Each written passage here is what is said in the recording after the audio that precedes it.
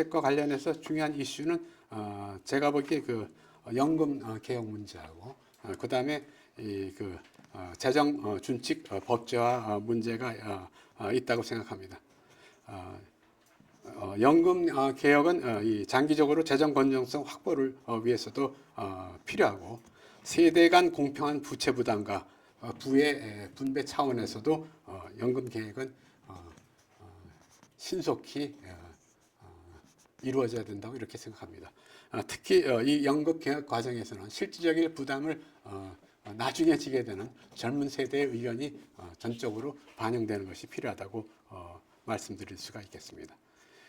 그 부채 관리와 관련해서 재정 준칙을 갖다 좀 법제화해서 한국은행 금융통화위원회와 같은 재정준칙위원회를 갖다가 구성할 필요가 있다고 생각합니다. 이제 재정준칙위원회는 뭐 여야가 추천해서 위원회를 구성하면 된다고 생각합니다. 왜냐하면 정권을 담당한 쪽에서 항상 경기 활성화를 위해서 과도한 재정을 집행하고 싶은 것이 상례입니다. 그래서 이거 서로 막기 위해서는 법제화 시켜놓으면은 그 과정에서 이 재정 적자를 갖다가 컨트롤할 수 있지 않나 이렇게 보고 있습니다.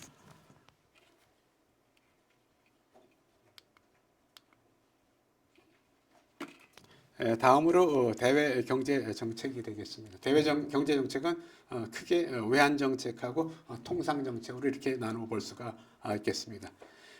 외환 정책 관련해서는 사실은 우리가 그 보통 경제학자들이 불가능한 그 삼위일체라는 말을 많이 쓰고 있는데요.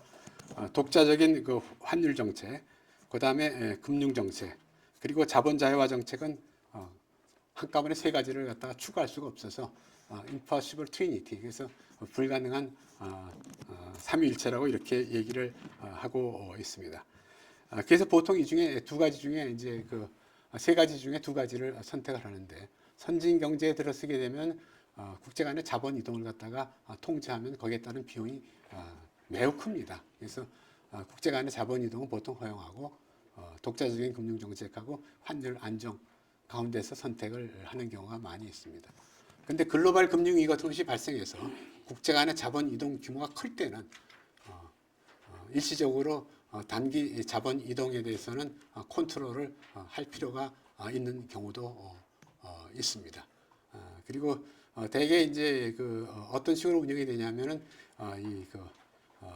금리 우리와 미국 간의 금리를 갖다가 일정 수준에 유지하면서 환율 안정을 꾀하는 그런 정책을 보통 택하고 있습니다. 그럼에도 불구하고 어떤 외환 시장의 궁극적인 안정을 위해서는 미국과의 그 통화 수합이 사실은 필요하다고 생각합니다. 그리고 이거는 우리가 미국한테 강력하게 요구를 할 수 있는 게 미국과 G7 간에는 통합 수합 조치가 이루어져 있습니다. 통화 수합이 이루어져 있습니다. 우리가 결국 G8나 G9에 준하기 때문에 미국한테 이런 통화 수합에 대한 것을 다 강력하게 요구할 수 있지 않나 이렇게 말씀드릴 수가 있겠습니다. 이 통상 정책을 보게 되면은 글로벌 공급망 재편과 미국의 그 대중국 반도체 수출 규제로서 우리 그 대중 수출에는 어려움을 겪고 있습니다. 그래서 중국 시장을 대체할 동남아시아와 동유럽 등에 대한 수출 다변화가 필요하고요. 또 자원 무기화에 대응해서 희귀 자원 확보하고 수입원 다변화도 함께 노력을 할 필요가 있다고 이렇게 생각을 하고 있습니다. 동남아시아와 동유럽을 특히 이렇게 지목한 것은 이들에 있어서의 그 경제 성장 잠재력이 매우 높다는 그런 말씀이 되겠습니다. 아마 이들 국가들은 성장 잠재력이 아마 60%는 될 겁니다. 그동안 이제 선진 경제 진입을 못했기 때문에. 다음으로 그 산업 정책에 대해서 잠깐 말씀드리면은 과거에는 미국이 우리나 외국에서 산업 정책을 쓰는 것 같다 비난을 했습니다. 산업정책은 보통 금리를 갖다가 낮춰준다든지 재정적 지원을 하는데 이거는 불공정 무역 관행이라고 그러면서 비난을 갖다가 크게 했었는데 최근 미국을 보게 되면은 아메리카 퍼스트를 주장하면서 인플레이션 감축법, 반도체 촉진법 등 그리고 대중국 첨단 기술 제품 수출 규제, 뭐 해외 첨단 산업 국내 유치 등 어떻게 보면 독자적인 산업 정책을 갖다가 추구하고 있습니다. 격세지감이 있습니다. 남한테 비난할 그런 처지가 아니라는 이런 말씀을 드릴 수가 있겠습니다. 그 우리 입장에서는 최근 국가 경쟁력을 갖다 결정하는 반도체, 배터리, AI, 뭐 클라우드 이런 것들은 대규모 장기 투자가 필요로 하고 이 투자에 따른 위험성이 매우 큽니다. 그렇다 그러면 정부 차원에서 위험을 갖다 분담하고 또 인프라 투자 등을 갖다 적극적으로 해줄 필요가 있다고 이렇게 생각이 듭니다. 그리고 핵심 산업이 외국에 종속될 때는 정치 안보 차원에서 위험 문제도 대두가 됩니다. 그래서 이러한 차원에서 우리가 그 필요한 경우에 산업 정책도 쓰고 첨단 산업에 필요한 인력 공급을 갖다 정부가 주도적으로 나서야 된다고 이렇게 말씀드릴 수가 있겠습니다. 지금 1시간 10분 정도 됐죠? 1시간 5분 안에 끝내도록 하겠습니다. 향후 우리 경제가 나아갈 길을 생각을 해보면은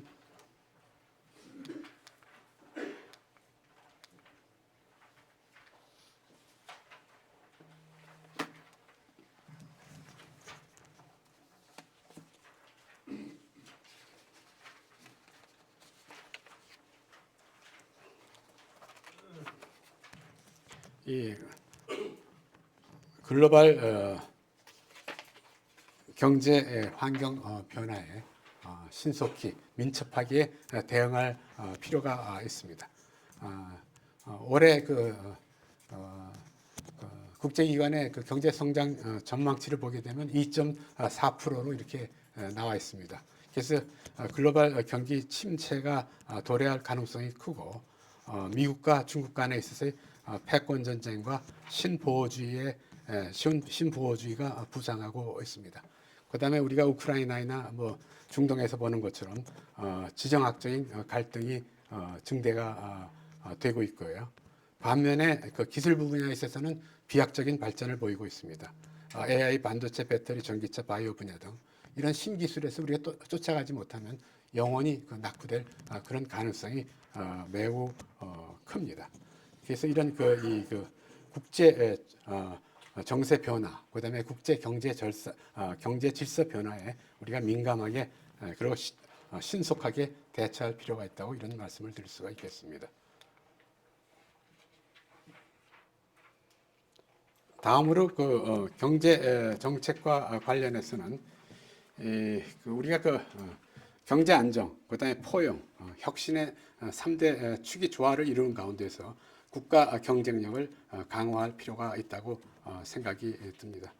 단기적으로는 부동산 시장의 연착륙을 포함해서 물가 안정과 금융 시스템 안정이 필요하다고 이렇게 생각이 됩니다. 중장기로는 저성장 양극화 해소하고 이를 위한 구조 개혁이 필요하다고 이렇게 보고 있습니다. 기본적인 방향은 중산층의 눈높이에 맞는 일자리, 주거, 교육, 의료 서비스를 제공하고 그 비용을 낮추는 민생 정책이 필요하다는 이런 말씀을 드릴 수가 있겠습니다. 지금 저출산 정책이 가장 핫 이슈로 떠오르고 있는데요. 이거는 피스밀하게 접근해서는 안 되고 확실하게 단호한 대책을 갖다 정부가 제시해야 된다고 이렇게 생각이 됩니다. 조사에 의하면 결혼하지 않는 가장 큰 이유는 자금무적이라는 경제적 이유고 그것이 과도한 집값, 그다음에 양육비용 이것을 들고 있습니다. 주거 안정하고 그다음에 양육 비용은 국가가 애들을 함께 키운다는 전제 아래 정부가 양육비의 상당 부분을 부담할 필요가 있다고 이렇게 보고 있습니다.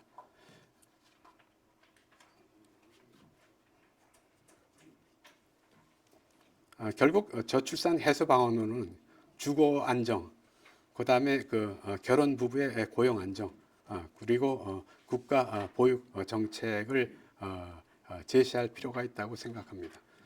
저희 애들 애를 키우는 걸 보니까 뭐 전문직인데도 애가 셋이니까 쩔쩔매더라고요.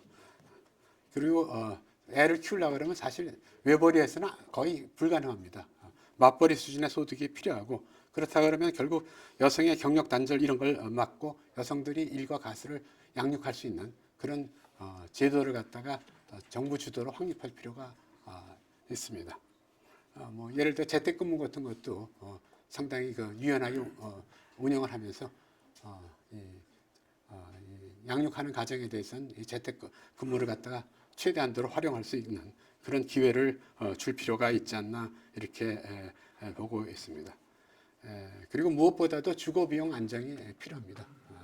그래서 이 공공주택도 많이 짓고 이들 애들을 많이 낳은 가정에 대해서는 우선적으로 주택을 갖다 공급하는 이런 과감한 정부 정책이 필요하다고 말씀드릴 수가 있겠습니다. 다음으로 뭐 산업노동교육연금 계획에 대해서는 뭐 여러분들이 한번 보시면 되겠고요. 우리가 경제 이슈를 갖다 분석할 때 보통 경제학자들은 편한 방법을 씁니다. 모든 딴 조건은 변화가 없다는 가정하에서 경제 문제에 국한해서 문제를 갖다가 분석을 합니다. 근데 문제는 이 전제가 결국 정치적인 안정, 그다음에 국가 안보가 확실히 수립이 되어야 된다는 그런 전제하에서 이런 경제 정책도 효력이 발생할 수 있고 또 정책의 의미가 있다고 이렇게 생각이 듭니다. 현재 포퓰리즘이 만연되고 팬데믹 정치가 또한 기승을 벌이고 있습니다. 이런 상황에서 우리는 신뢰와 상식의 사회 기반을 갖다가 구축할 필요가 있고 그 과정에서 사법의 정치와 정치의 사법화는 이거는 불식되어야 되고 법과 제도를 제대로 확립할 필요가 있다고 생각이 듭니다. 그 다음에 우리는 신냉전과 경제 안보의 중요성을 갖다가 인식할 필요가 있다고 생각을 합니다. 한반도에서 핵균형을 유지하기 위해서는 일본과 독일과 같은 핵 옵션 확보가 필요하다고 이렇게 생각이 됩니다. 핵을 개발하자는 그런 의미가 아니라 일본이나 독일 수준의 항상 준비는 우리가 하고 있자는 그런 얘기가 되겠습니다. 그리고 동아시아의 지정학적 리스크에 대해서 대비를 하고 미국과의 동맹 강화, 일본과의 관계 개선, 중국과의 공동이익 기반 호혜 관계 유지 속에서 우리가 경제 안보를 추구할 필요가 있다고 이렇게 말씀을 드리고 싶습니다. 그리고 우리는 자유민주주의, 그다음에 시장경제, 법치, 인권이라는 가치의 중요성을 인식하면서 글로벌 중추국가로 발전해 나가야 되겠습니다. 우리가 정말 우리가 하기에 따라서 우리는 선진국 위치를 갖다 공고히 할 수도 있고 잘못하면 여기서 무너질 수도 있습니다. 저는 개인적으로 우리 경제의 역동성을 믿습니다. 그리고 우리 한국 사람들이 우수합니다. 그래서 이걸 제 생각에 헤쳐나가리라고 생각합니다. 뭐 대표적인 예가 옛날에 우리 문화시장을 개발하면 일본에 종속될 거라 그러면서 뭐 영화인들, 예술인들이 다 뭐 머리도 깎고 데모하던 시절이 있었습니다. 근데 지금 뭐 K-팝, 뭐 K-컬처, 그다음에 이런 걸 보게 되면은 그게 얼마나 기후였던가 하는 그런 생각을 하게 됩니다. 그래서 우리가 우리의 문제를 인식하고 거기에 대해서 대비책을 제대로 세운다면은 저는 충분히 우리가 이 위기를 기회로 삼으면서 선진국가로서 그리고 중추국가로서의 우리의 위치를 갖다가 확보하리라고 믿습니다. 제가 너무 장시간 얘기한 것 같습니다. 감사합니다. 드리는 시간입니다. 시간이 좀 많이 지났는데요. 한 가지 부탁의 말씀은 질문하실 때 본인 소개 시간을 좀 많이 쓰시는 분이 계신데 한 2분 내에 본인 소개 시간을 포함해서 2분 내에 질문을 해주시면 좀 효율적인 질의응답 시간이 될 것 같습니다. 지금부터 질문 받겠습니다. 한 4분 정도 받겠습니다. 네. 네. 그렇지.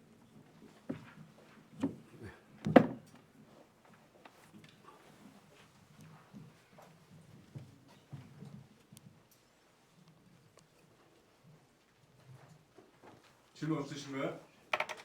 네. 네. 네, 안녕하십니까. 네, 오늘 저 우리나라 최고 아주 경제학과 김인중 교수님 강의를 이렇게 실제적으로 한번 좀 들어봐서 그 소감이 아주 굉장히 영광스럽습니다. 네, 한 가지만 좀 질문드리면요. 저도 뭐 금융기관 출신으로서 경제 전망을 또 예측하고 다른 또 강의도 많이 듣는 입장이지만 오늘 교수님께서 주로 이제 금리 정책에 대해서 이제 말씀을 아까 많이 하셨는데요. 또 우리 경제 요인으로 또 다른 면을 볼 적에는 또 환율 시장과 증권 시장이 있습니다.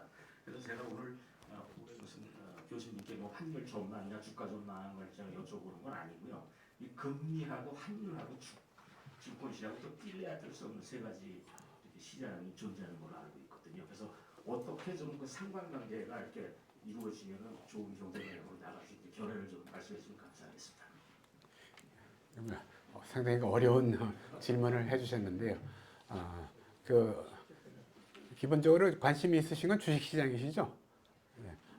주가 그 변동을 갖다 보려면은 그 전날 미국 주가 변동을 보는 게 아마 우리나라 그 주가 예측을 하는데 가장 도움이 되리라고 생각합니다. 이건 소위 말해서 성장주라는 거는 이게 앞으로 어떻게 갈지 모르기 때문에 이 국내 그 전망하는 분들이 전부 다 미국의 추세를 보면서 아마 그 가격을 갖다 전망하지 않나 이렇게 보고 있습니다. 저는 금융 정책은 금리 자체는 우리가 독자적으로 유지할 필요가 있다고 생각을 합니다. 그렇지만 독자적으로 유지를 하더라도 미국과의 그 금리 격차를 갖다가 일정한 범위 내에서 유지하는 그런 정책은 필요하지 않나. 그렇지만 그 범위는 상당히 플렉시블하게 우리가 잡을 필요가 있고요. 그럴 경우에 환율 같은 경우에는 그 범위 안에서 유지하게 되면 환율 안정은 그 범위 안에서 안정을 도모하는 이런 정책을 쓰는 것이 바람직하지 않나 이렇게 생각을 합니다. 뭐 예를 들어서 지금 일본 같은 경우에는 완전히 제로 금리를 유지하면서 지금 엔화 가치가 정말 저평가되어 있지 않습니까? 이거는 제가 보기에는 그동안 일본 경제 부작용으로 인해서 사실 재정금리 정책이 일본의 경우에 더 이상 작동을 안 하거든요. 제가 걱정하는 건 우리도 그런 수준으로 발전할까 봐 그것이 걱정이 됩니다. 그래서 금리는 기본적으로 기준금리는 아까 말씀드린 것처럼 우리의 잠재 성장력하고 인플레이션을 갖다 감안한 상태에서 결정을 하고 그 다음에 그 수준에서 미국과의 금리 격차를 일정한 수준에 유지를 한다면은 환율의 안정은 그 나름대로 도모가 되지 않을까 이렇게 생각을 하고 있습니다. 예. 네, 교수님 질문해 주시죠. 김 교수님과의 개인 관계로 봐서 한마디 하지 않을 수 없습니다. 아주 훌륭한 저서를 내셔서 제가 아직 다 읽지는 못했으면 열심히 읽어서 공부가 많이 되고 있습니다. 오늘 강의에서 한국 경제의 현재의 문제를 세 가지 과잉 부채, 저성장, 또 양극화 이렇게 이제 요약을 해주셨는데 아주 정확한 진단이라고 보고 생각됩니다. 근데 그 중에서도 저는 더 근본적인 문제가 저성장이라고 생각합니다. 세 가지 중에서도요. 그 저성장의 문제가 예컨대 지금 한 2% 초반 전후가 될까 말까 하는 이 성장률이 가령 4%까지 올라가게 되면은 과잉 부채나 그 양극화 문제도 상당한 정도 해소가 될 수 있는 거 아닌가 이렇게 생각하고 있습니다. 근데 이제 이 저성장 문제는 단순히 그 저성장의 원인이 무엇이냐? 우리가 한 지금 20년 전부터 저성장 기조로 이렇게 바뀌었는데 그것은 저는 기본적으로는 인류 사회가 21세기로 되면서 종래의 산업 사회로부터 정보사회 혹은 지식사회로 이렇게 이행을 하고 변화되어 가고 있는데 거기에 우리의 경제 체질이 적응을 따라가지 못하고 있다. 그 새로운 인류 사회가 요구하는 경제 체질을 우리가 가지지 못하고 있다. 고 저는 판단하고 있습니다. 예컨대 일본을 가지고 잃어버린 10년, 잃어버린 30년 아닌데 저는 그게 아닙니다. 일본이 21세기 들어와서부터 잃어버린 10년이 시작되었거든요. 근데 그게 뭐냐면 이 새로운 인류 사회, 정보 사회, 지식 사회에 일본의 경제 체질이 적응을 못합니다. 일본이 전형적인 성실하긴 하는데 창의력이 없습니다. 그래서 수정할 줄은 알지만 창조할 줄은 모르거든요. 이것이 한계가 드러난 겁니다. 그래서 저는 잃어버린 10년, 30년이 아니고 없었던 10년, 없는 30년이 일본이 아닌가 이렇게 생각되는데 이런 것을 우리가 지금 추종을 할 가능성이 상당히 있습니다. 지금 현재 한국 경제가.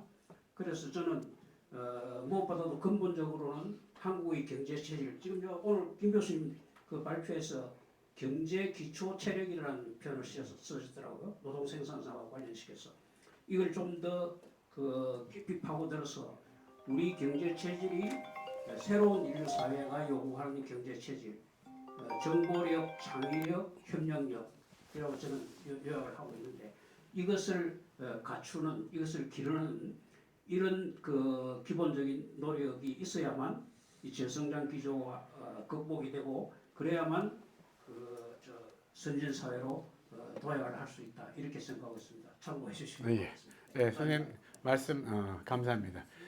제가 지금 미국을 보게 되면은요, 미국이 최근 성장을 그래도 2~3% 내에서 2 내지 3% 내에서 유지를 하면서 지금 미국이 가장 미국의 경제력이 가장 활발하다고 이렇게 말씀드릴 수가 있겠습니다. 예를 들어서 글로벌 금융위기 당시만 보더라도 미국 경제 규모하고 유럽 경제 규모가 거의 비슷했습니다. 근데 지금 유럽 경제 규모가 미국 경제 규모의 3분의 1을 조금 넘는 그런 수준으로 줄어들었거든요. 그거는 미국은 그래도 2~3% 성장을 했는데 유럽은 사실 제대로 성장을 못했기 때문에 이런 격차가 나타난 것 같습니다. 그래서 이 성장 잠재력을 갖다 한 2~3% 유지한다는 건 이거는 참 결코 쉬운 일은 아니라고 생각합니다. 그리고 이를 위해서는 뭐 선생님 말씀하신 것처럼 각 분야에 있어서의 구조 개혁이 필요합니다. 노동 분야의 구조 개혁, 산업의 구조 개혁, 그리고 교육 구조 개혁, 연금 구조 개혁 이런 것들을 잘 함으로써 우리가 그 성장 잠재력을 갖다 2 내지 3% 유지할 수 있지 않나 이렇게 생각합니다. 저는 뭐 10년 기준으로 생각하면 한 2% 성장 유지하면은 그냥 감사하겠다는 그런 생각도 하고 있습니다. 제가 이 금융 문제를 언급하고 이런 거는 이거는 장기적인 과제고 기본적으로 제일 걱정하고 있는 거는 이 부동산 시장 거품 붕괴 과정에서 이걸 제대로 관리해서 연착륙을 시켜야지 우리 경제가 안정을 찾지. 이걸 잘못 관리하면은 정말 경제적 어려움을 겪을 수가 있습니다. 이 글로벌 금융위기가 터졌을 그 당시를 보더라도요. 서프라임 모기지 대출 규모가 미국 금융시장에서 차지하는 비중은 얼마 되지 않았습니다. 그래서 보통 얘기가 이건 뭐 1~2%뿐이 안 되는데 이거 문제가 생겨도 큰 문제 없다고 처음에 그랬거든요. 근데 그것 자체가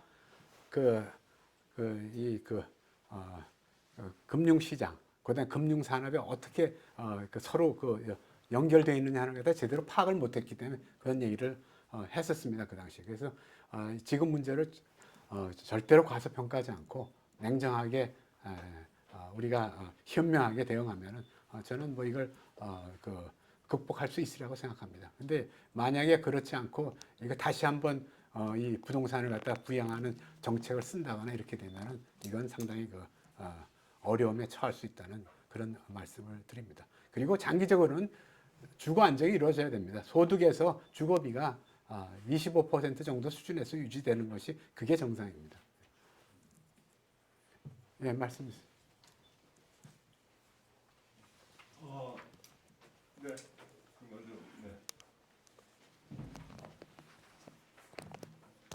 네, 안녕하세요. 교수님 강의 잘 들었습니다. 저는 전주에서 올라왔습니다. 저는 여러분 잘 아시는 MBC TV에 칭찬합시다라는 그 프로그램이 있었죠. 그 아이디어를 제가 냈습니다. 그래서 이번에도 이제 미국에 가서 대통령도 칭찬하고 그렇게 열심히 그렇게 하고 왔습니다. 우리 정운찬 그 총리님께서 보니까 그 총리실에 근무했던 분들이 이제 여성분들이 이야기를 하는데 총리님이 그 역대 총리 중에 굉장히 그 여직원들한테 인기가 있고 존경받는 총리님이라고 그런 얘기를 제가 오늘 전주에서 그 총리실에 근무했던 분한테 들었습니다. 우리 정운찬 총리님께 우리 뜨거운 박수 한 번만 쳐주십시다. 네, 네. 제가 선생님께 질문 하나 드리겠습니다. 저는 이제 긍정적인 칭찬 운동을 하는 사람인데 이런 긍정과 칭찬이 우리 사회나 세계 경제에 미치는 어떤 영향이 매우 크다고 생각하거든요. 그러면은 그 학자적인 관점에서 볼 때 이런 어떤 긍정적인 그 사회 운동이나 이런 부분이 이런 경제 위기를 극복하는데 얼마나 큰 도움이 되겠는가에 대한 우리 그 교수님의 의견을 한번 들어보고 싶습니다. 감사합니다. 저도 동감입니다. 기본적으로 문제 해결을 갖다가 긍정적으로 그리고 건설적으로 이렇게 접근해야만 해답이 나온다고 생각을 합니다.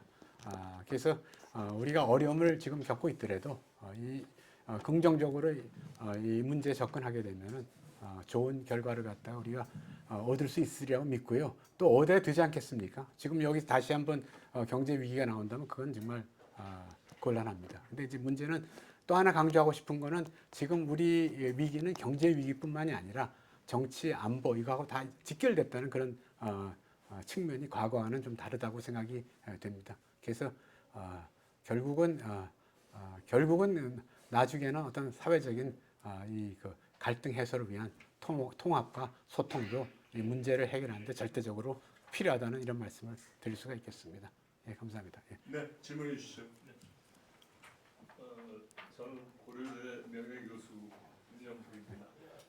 저는 학교에서 조금 마이크를 좀 대시고. 파이낸스를 가르쳤는데요. 제가 한 말씀 드리고 싶은 게 지금 거시적인 관점에서 경제위기 말씀하신 것 같은데 저는 조금 미시적으로 봐서 은행의 문제가 지금 크게 발생하고 있는데 그게 어떤 위기로 가가지고 경제 위기로 발전할 수 있다 이렇게 생각합니다. 그게 무슨 얘기냐면요. 지금 프로젝트 파이낸싱, 부동산 프로젝트 파이낸싱 그게 큰 문제 아닙니까? 그거 말고 또 이 비은행 부분에서 이 은행들이 정말 사회적으로 불필요한 금융 상품들을 많이 팔아가지고 예를 들면 ELS 같은 거 문제가 되고 ELS가 근데 그런 게 왜 필요할지 잘 모르겠는데 그거 말고도 뭐 펀드도 여러 가지고요 뭐 여러 가지 증권들을 팝니다. 근데 이게 사회적으로 상당히 불필요합니다. 그런 거 저는 그렇게 생각하고요. 그 왜 그렇게 그런 거 파느냐? 이게 전부 수수료 수익 때문에 거의 100% 수수료 수익 얻으려고 하는 건데 거기서 이제 비도덕성이 저는 굉장히 굉장히 은행의 탐욕이요. 저는 심각한 문제다 이렇게 생각을 합니다. 저는 미시적으로 상품 구조 좀 들여다봤는데요. 그 안에서 일어나는 이 조작 구조 이런 거요. 굉장히 많습니다. 여기 저 금융계에 계신 분 계시는데 저는 그런 문제가요. 그게 비도덕성의 문제가 탐욕의 문제가 은행의 이제 고객층을 파괴시키고 은행 위기로 갈 수 있다. 그렇게 생각합니다. 거기에 대해서 어떻게 생각하세요? 완전히 도덕론이. 예, 저도 윤 교수님 말씀에 전적으로 동감입니다. 그 은행에서 ELS를 팔 때 중위험, 중금리라 그러면서 팔았습니다. 그리고 저도 은행에 가서 얘기하면 그런 상품을 권하더라고요. 권하면서 이거 나라가 망하지 않은 한 걱정 없습니다. 홍콩 주가가 반으로 떨어지겠습니까? 이런 얘기를 하더라고요. 근데 저희 같은 경우 이제 정치 리스크가 있다는 거 아니까 안 된다고 홍콩 H 지수가 들어가는 한은 못 산다고 얘기를 했는데 일반 분들이 얼마만큼 그 생각을 하셨을지 모르겠습니다. 그리고 전에 넉인 넉아웃 이슈와 관련돼서도 이건 저위험이 아니거든요. 지금 ELS도 아마 확률적으로 발생할 것이 아마 10%가 넘는 것으로 이렇게 알고 있습니다. 이런 상대적으로 위험한 상품을 갖다가 은행이 더군다나 고령층에 팔았다는 건 이건 뭐라고 해도 그건 익스큐즈가 안 됩니다. 예, 그래서 앞으로는 이런 문제가 없어야 되는데 전에 한번 그 사태가 있는 후에도 똑같이 이런 사태가 벌어지고 있거든요. 근데 문제는 파는 사람들도 금융 상품이 어떻게 구성되는지 몰라요. 문제는 모르고 파는 이유가 망하겠습니까? 아니 반으로 떨어지겠습니까? 이 얘기만 하거든요. 그래서 이건 지금 말씀하신 것처럼 아주 큰 이슈가 된다는 말씀을 드릴 수가 있겠고요. 그리고 지금 그 부동산 시장 거품 붕괴 이슈가 아직은 제2금융권에 이렇게 국한되어 있지만 이것이 저는 은행권에 비약은 안 하리라고 생각하는데 여기에 대해서 항상 우리가 신경을 갖다가 쓰고 있어야 된다는 그런 말씀을 드릴 수가 있겠고요. 그다음에 프로젝트 파이낸싱 관련돼서 그걸 갖다가 담보부 채권을 발행한 거 이거는 조금 문제가 발생할 수가 있기 때문에 정부 당국이 아마 크게 관심을 갖다가 기울여야 되지 않나 그런 생각을 하고 있습니다. 그때 글로벌 금융 위기 터졌을 때도 바로 서프라임 모기지 자체를 갖다가 증권하는 과정에 다 문제가 터진 거거든요. 그래서 이런 이슈가 결코 간단한 이슈가 아니기 때문에 우리가 신경을 쓰고서 봐야 되고 제가 이 금융 문제에 더 중점을 둬서 말씀드린 거는 이건 당장 현안이고 우리가 필요한 저성장 극복은 이거는 결국은 구조개혁이라는 여러 가지 단계를 거치면서 우리가 해야 되는 일이기 때문에 제가 금융 부분에 조금 더 중점을 두면서 말씀을 드렸습니다. 제 얘기가 답변이 되는지 모르겠네요. 네, 다음 분 여기 질문. 네.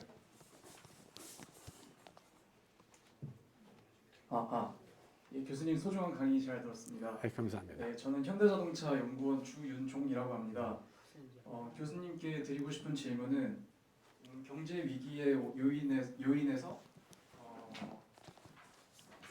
처음에 과잉부채 저성장 그리고 양극화라고 하셨는데 그 중에 양극화에 초점을 좀 맞춰보고 싶습니다. 이제 양극화 요인 중에 근로소득 또는 이제 부동산 토지 자산에 따른 이런 소득 같이 개인의 어떤 미래를 위한 현대 투자, 개인의 결정, 개인의 노력이 들어간 이런 자산들에 대해서 이런 자산을 어떻게 분배하는 것이 가장 좋은 방향으로 분배가 될 수 있는지 그 부분에 대해서 좀 질문드리고 싶습니다. 부동산 시장에 거품이 있을 때 추격 매수하지 마시라고 그 말씀만 드리고 싶네요. 기본적으로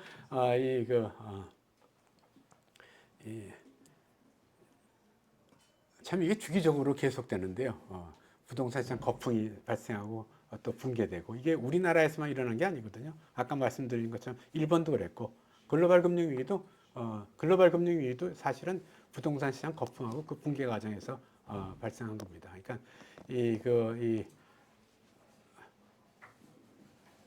이게 거품인가 아닌가 사실 판단하기가 쉽지가 않습니다. 그리고 막 올라가기 시작했을 때 야 이거 거품이야 그러면 주위 사람들한테 눈총 받기 쉽습니다. 와이프한테 당신은 그러니까 돈 못 번다 그 소리도 나오고요. 근데 이게 기본적으로 이 덧셈 뺄셈이 맞아야 되거든요. 덧셈 뺄셈이 안 맞고 예를 들어서 아까 말씀드린 것처럼 그 부동산 가격에서 그 부동산 가격을 기준으로 했을 경우에는 한 달에 주거비가 500~600이 들어간다 그러면 이걸 감당할 수 있는 우리 서울의 중산층은 그렇게 많지가 않거든요. 그러면 이 가격이라는 건 비정상적이고 시간이 지나면 언젠가는 빠집니다. 그래서 아까 제가 부동산 가격의 절대치를 보여드린 게 아니고 대-GDP 비율을 해서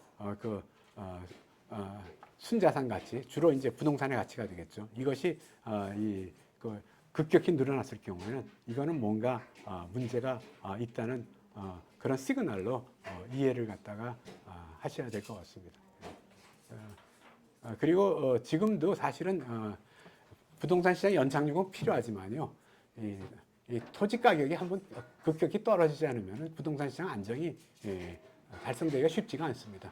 뭐 임금 올라가고 그다음에 금리가 뭐 예를 들어 지금 수준에서 결정되는 건 어쩔 수가 없는데 아까 말씀드린 것처럼 5천만 원짜리 같은 몇 년 후에 1억 5천에 사갖고서 그 건물을 지으면은 그 가격이 사실은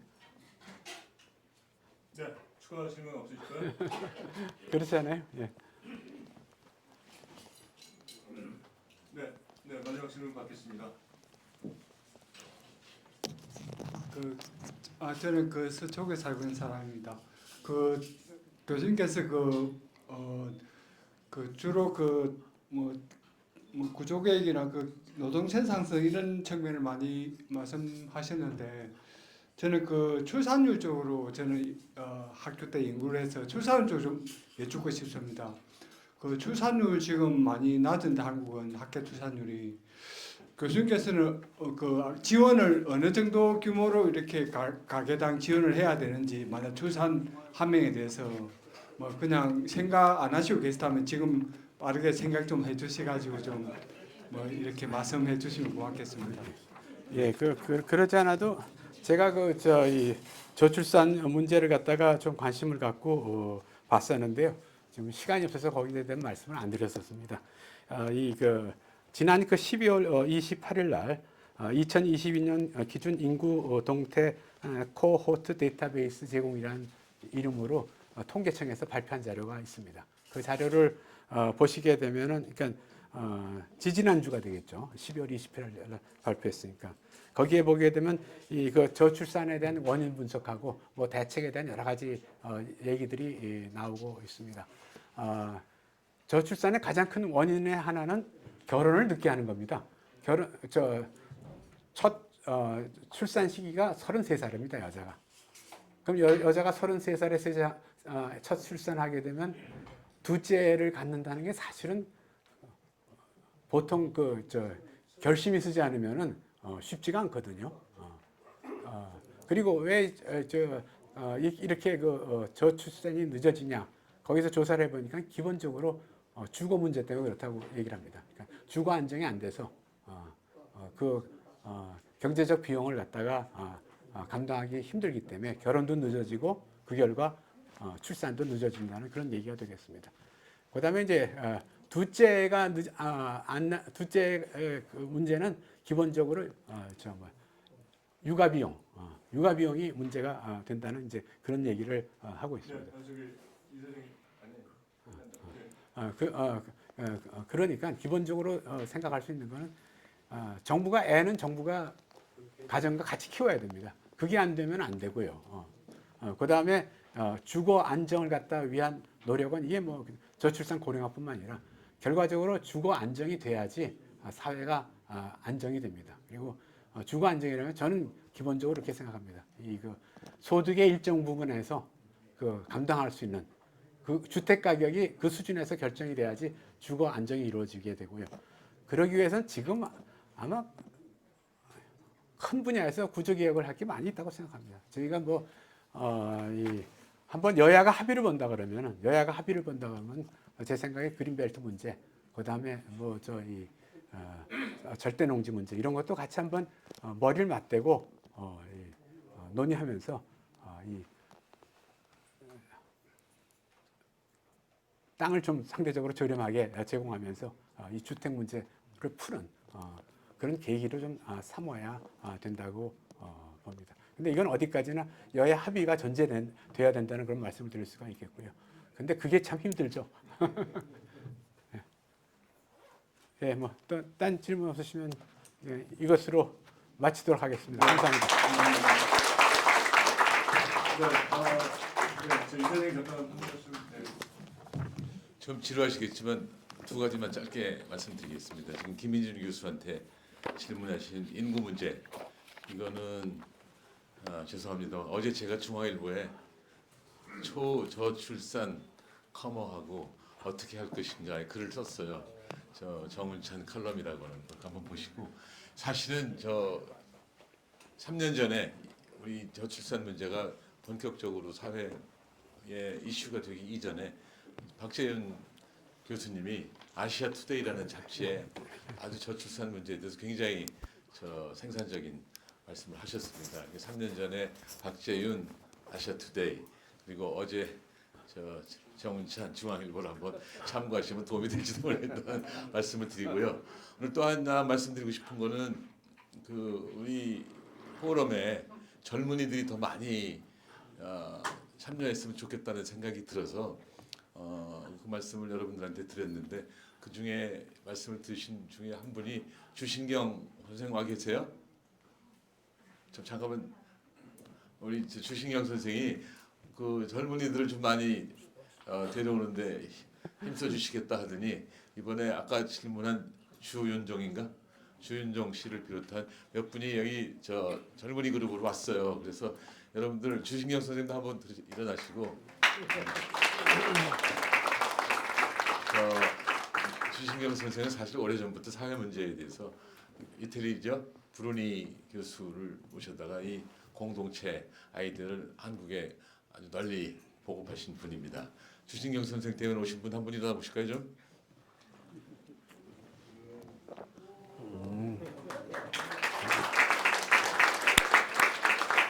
앞으로 자주 오세요. 딱 자기 이름만 얘기해서 소개할 필요 없고 이름. 네, 저는 광주에서 온 김명섭이라고 합니다. 안녕하세요. 저는 세무사로 일하고 있는 김정윤이라고 합니다. 저는 대학원생 주종하라고 합니다. 네, 저는 주윤종이라고 합니다. 아니, 주종하고 주윤종은 무슨 관계 있어요? 형제. 네, 미안합니다. 시간 뺏어서. 네. 두 가지 안내 말씀만 드리고 끝내겠습니다. 저희가 다음 펌포럼이요 2월 8일 목요일 오후 4시 이곳에서 있습니다. 많은 참석 바라고요. 오늘 저희가 식사를 뷔페식으로 준비했습니다. 저 뒤에 준비가 되어 있는데요. 옆에 분들과 담소 나누면서 식사를 즐겨주시면 감사하겠습니다. 이것으로 제 104회 공간행장 포럼 마치겠습니다. 감사합니다.